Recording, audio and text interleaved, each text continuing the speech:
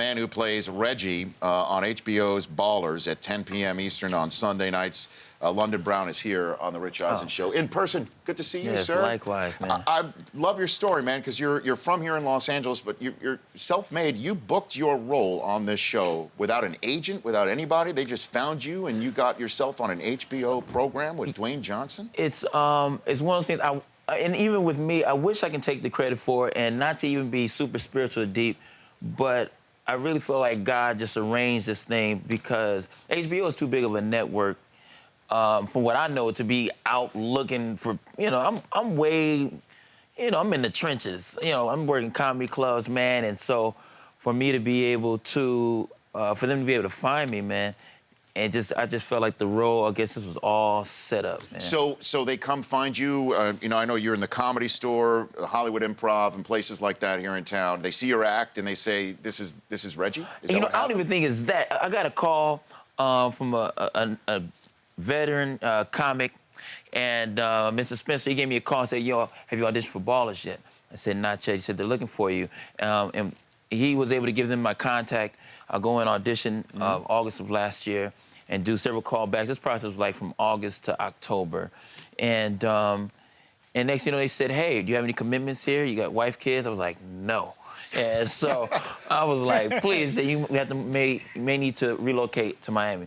Said, "No problem." I took my backpack and my hat, and I was out of here, and it was fun. And then you are acting pretty much in almost every scene with The Rock. I mean, Dwayne Johnson is in most of the scenes that you're in because you're the antagonist to his character right now, as everybody's trying to jostle for position around the baller, if you will, on this program. And I think it's in that kind of, because initially I was just supposed to be reoccurring. So for people that don't know, it's basically like just showing up a few episodes.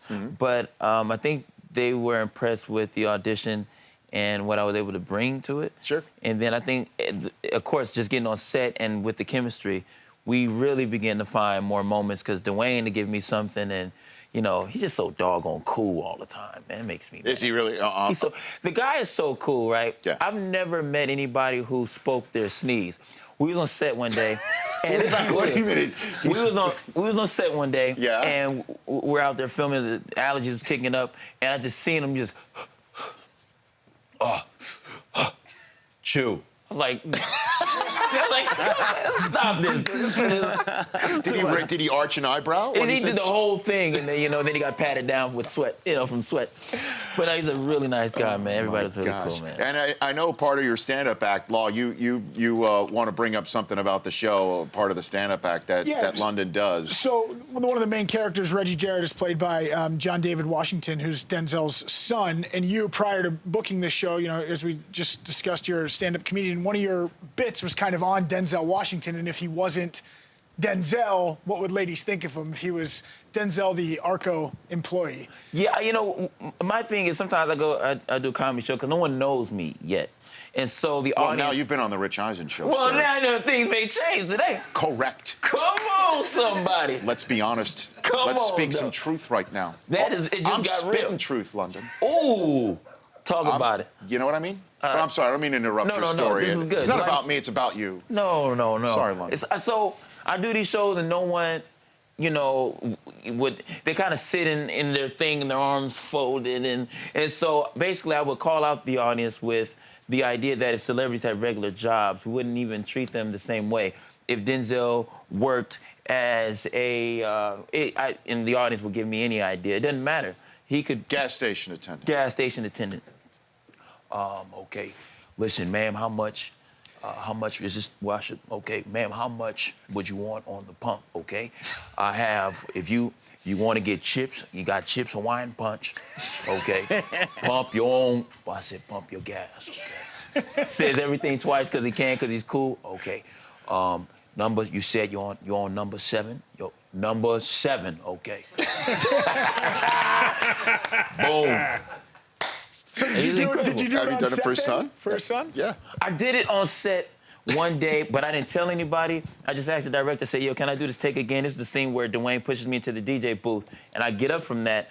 But to get into that energy, and everybody was surrounding me. I felt like the scene out of Training Day when he does the big monologue, King Kong ain't got nothing on me. So I just did that just to give me a lead in into the lines. And everyone broke out in laughter, and I had to tell them I wasn't doing it for a laugh, but it was really just what I needed to do just to get into that, for that moment. And what did his son think? His son laughed about it. His son, shout out to JD. JD was really cool about it, man. People enjoyed it. But Well, you know, he had a cup of coffee with the St. Louis Rams a few times. Oh, He yeah. was running back, and Yeah. you know, he tried out for the NFL. Yeah. So he's got some chops, actually. yeah, he got some stuff to pull from, man. He's just, his character's, I laugh at his character probably, I mean, a lot. He's just, I've seen those guys before. But he's holding it down, man. He's doing a good job. I'm on the show right now with London Brown, at Real London Brown on Twitter. So you Laker or Clipper or both? Can you be both? Lakers, and if you're Los Angeles, I mean, shout out to the Clippers, they're doing well, but the heart and soul of Los Angeles is the Lakers, man. But the Clippers can't make this a Clipper town? I mean, Paul Pierce is here now. You know, yeah, I mean, they got a great squad. To me, I felt like this squad has been the most promising. And it's not to, you know, negate all the great work the other players have done by any means. But the Lakers, it's gonna be a minute before we out there with parades and buses and confetti. It's gonna be a minute, but I'm hopeful with this new team we got. Now, by a minute, you mean more than 60 seconds, right? Is that what you mean by the minute? Ooh, Because, I mean, if we yeah. want to talk about time right now, look, I'm rooting for Kobe to finish strong. I'd like it to happen. But did you see when the Lakers recently, I don't know if you were shooting or not, they had all of the newly acquired Lakers sitting up there at the podium. Yeah. And they asked, any of you heard from Kobe? And if so, what? Oh, it's quiet. It was you can hear a mice licking ice. It was 12 quiet. seconds in length. Yeah, it was a minute.